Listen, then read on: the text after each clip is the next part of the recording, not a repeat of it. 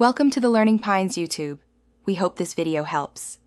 In this video, I will explain how to play Minecraft on the Steam Deck.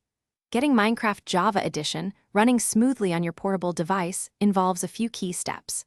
We will cover installing a third-party launcher, integrating it with your Steam library, and then fine-tuning the controls and performance.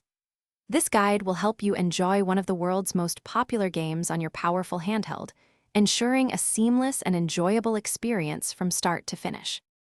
First, you will need to install a custom launcher. Begin by switching your Steam Deck into desktop mode. Once there, open the Discover Software Center, which is your go-to for new applications. Search for Prism Launcher and install it. This launcher is excellent for managing multiple Minecraft versions and accounts, providing a flexible and powerful way to get your game running. It is a straightforward process that takes only a few moments. Next, integrate the launcher into your Steam library. In desktop mode, open Steam and choose Add a non-Steam game to my library. Locate and add the Prism Launcher executable. Now, switch back to gaming mode and launch Prism Launcher from your library.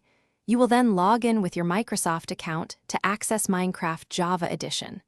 The launcher will handle downloading the necessary game files, preparing everything for your adventure. Finally, optimize your controls and performance. Use Steam Input to customize your controls, mapping the game's actions to the Steam Deck's buttons and trackpads for a comfortable experience.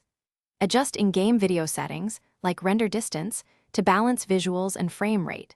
For an even smoother experience, consider installing performance mods such as Sodium or Optifine. Always ensure your Steam Deck software is updated for the best possible performance and stability. Thanks for watching. Consider subscribing if we helped you.